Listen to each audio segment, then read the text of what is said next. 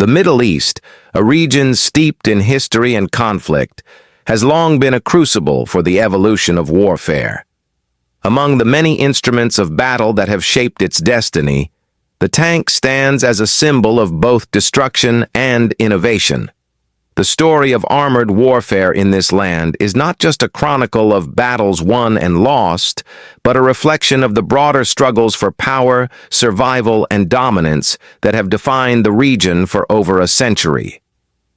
The origins of tank warfare in the Middle East can be traced back to the early 20th century, when the British Empire first deployed armored vehicles in the deserts of North Africa and the Levant. These early machines were crude by modern standards, yet they represented a revolution in mobility and firepower. The British, recognizing the potential of tanks to dominate open terrain, used them to suppress revolts and secure colonial interests. However, it was during the Second World War that the true potential of armored warfare was unleashed in the region.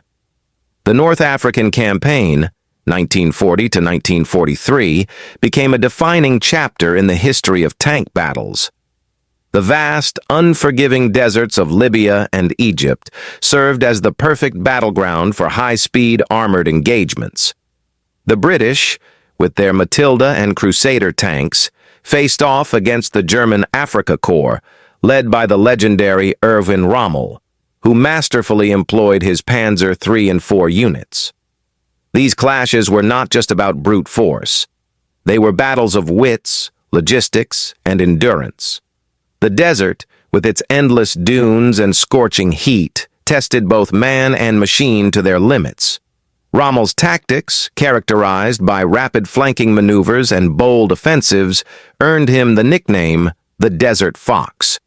His ability to outthink his opponents, even when outnumbered, demonstrated the importance of leadership and adaptability in armored warfare. The British, meanwhile, learned harsh lessons about the need for reliable supply lines and effective coordination between tanks, infantry, and air support.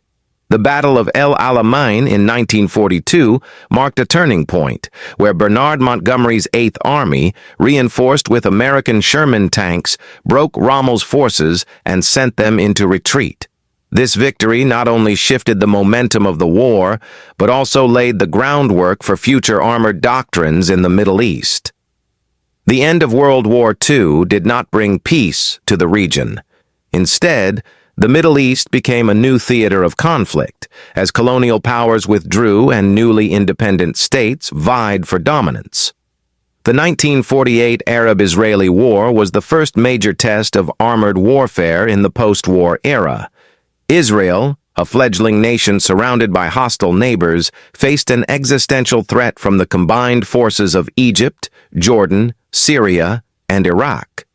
The Arab armies, equipped with British and French tanks such as the Cromwell and the Renault R-35, held a numerical advantage. Israel, on the other hand, had barely any tanks at the start of the war. What followed was a desperate scramble for survival. The Israelis, resourceful and determined, began acquiring and modifying whatever tanks they could find. Captured vehicles were repaired, upgraded, and pressed into service. The most famous of these was the Terrible Tiger, a Sherman tank that had been salvaged from a junkyard and became a symbol of Israeli resilience. The war also saw the first use of combined arms tactics in the region, with Israeli forces learning to coordinate tanks with infantry and artillery to overcome their disadvantages. By the war's end, Israel had not only survived, but had also established the foundations of what would become one of the most formidable armored forces in the world. The Suez Crisis of 1956 marked another milestone in the evolution of Middle Eastern tank warfare. Israel, now more confident in its armored capabilities, joined forces with Britain and France in a campaign to seize the Suez Canal from Egypt. The Israeli armored brigades, equipped with French AMX-13 light tanks and upgunned Shermans, executed a lightning-fast advance across the Sinai Peninsula. Their tactics emphasized speed and surprise, bypassing strong points and striking deep into enemy territory. The Egyptians, caught off guard, were unable to mount an effective defense. However, the military success of the campaign was overshadowed by political realities. International pressure, particularly from the United States and the Soviet Union, forced the invading forces to withdraw. The Suez Crisis demonstrated that even the most brilliant armored maneuvers could be undone by the complexities of global diplomacy. It also reinforced the importance of political strategy in modern warfare, a lesson that would resonate in future conflicts. The Six-Day War of 1967 was perhaps the most spectacular demonstration of armored warfare in the Middle East. Faced with mounting tensions and the threat of an Arab coalition, Israel launched a preemptive strike that would change the region forever. The Israeli Defense Forces, IDF, now equipped with American M48 Patton and British Centurion tanks, executed one of the most audacious campaigns in military history. In the Sinai, Israeli armored divisions raced across the desert, outmaneuvering and outgunning the Egyptian forces.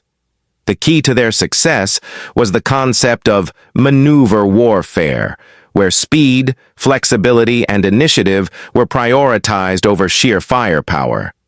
Israeli tank commanders, trained to think independently and act decisively, exploited gaps in the enemy lines, encircling and destroying entire brigades. The Battle of Abu Aghaila became a textbook example of armored warfare, where a combination of tanks, infantry, and air support overwhelmed a heavily fortified position. On the Golan Heights, the Syrians put up a fierce resistance, but the Israelis, despite heavy losses, broke through their defenses. The war ended in just 6 days, with Israel gaining control of the Sinai Peninsula, the West Bank, and the Golan Heights. The victory cemented Israel's reputation as a military powerhouse and demonstrated the devastating effectiveness of well-executed armored warfare. Yet, the lessons of 1967 were not lost on Israel's enemies. Egypt and Syria, determined to reclaim their lost territories, spent the next 6 years preparing for another war. The result was the Yom Kippur War of 1973, a conflict that would push armored warfare to its limits. The war began with a coordinated surprise attack by Egypt and Syria on the Jewish holy day of Yom Kippur. The Egyptians, under the leadership of General Saad el-Shazli, had meticulously planned their crossing of the Suez Canal. Using high-pressure water cannons to blast gaps in the Israeli sand barriers and deploying Soviet-supplied pontoon bridges, they sent thousands of troops and hundreds of tanks across the waterway. The Israeli defenses, caught off guard, were quickly overwhelmed. On the Golan Heights, the Syrians launched a massive armored assault, aiming to break through to the Israeli heartland. The initial stages of the war were a nightmare for the IDF. Egyptian infantry, armed with Soviet-made Sagar anti-tank missiles, inflicted heavy losses on Israeli armor. The Syrians, meanwhile, came perilously close to breaking through the thin Israeli lines on the Golan. But the Israelis, as they had done before, adapted and fought back. On the Sinai front, General Ariel Sharon led a daring counterattack, crossing the Suez Canal and encircling the Egyptian Third Army.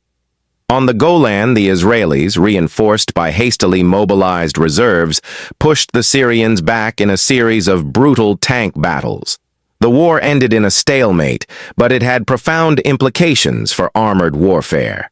The effectiveness of anti-tank missiles forced armies to rethink the role of tanks on the modern battlefield.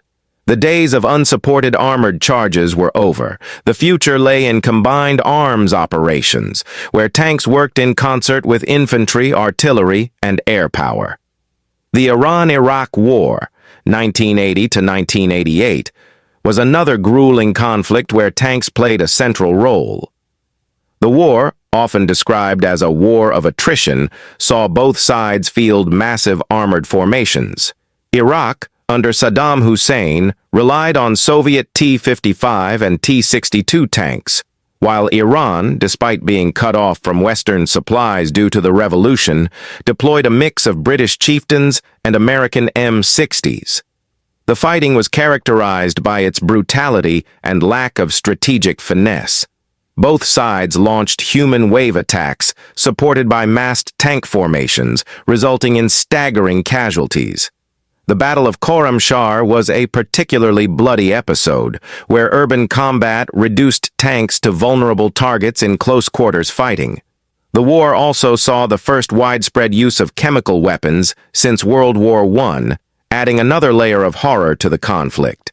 By the war's end, neither side had achieved a decisive victory, but the conflict had demonstrated the limitations of tanks in certain environments. Urban warfare, in particular, had proven to be a deadly challenge for armored units. The Gulf War of 1991 marked a turning point in the history of armored warfare. The U.S.-led coalition, armed with state-of-the-art M1 Abrams and British Challenger tanks, faced off against Iraq's Soviet-era armor. The result was a one-sided slaughter. The Battle of 73 Easting, a classic tank engagement, saw American forces decimate Iraqi T-72s with superior fire control systems, thermal imaging, and training. The war showcased the vast technological gap between Western and Soviet armor, and it heralded the era of digital warfare, where information dominance was as important as firepower. The 2003 invasion of Iraq further reinforced these lessons. U.S. armored divisions, spearheaded by the M1 Abrams, rolled into Baghdad with stunning speed. However, the subsequent insurgency revealed the vulnerabilities of tanks in asymmetric warfare. Improvised explosive devices, IEDs, and guerrilla tactics turned the streets of Iraq into a deadly maze for armored units. In recent years, the conflicts in Syria and Yemen have continued to evolve the role of tanks. In Syria, the civil war has seen tanks used in urban combat, often with disastrous results. The proliferation of anti-tank guided missiles, ATGMs, has made tanks easy targets in confined spaces. In Yemen, Houthi rebels have demonstrated that even non-state actors can effectively employ captured armor, using tanks in hit-and-run attacks against Saudi-led forces. The history of tank warfare in the Middle East is a story of adaptation and survival. From the deserts of North Africa to the streets of Baghdad, tanks have been both kings of the battlefield and vulnerable relics.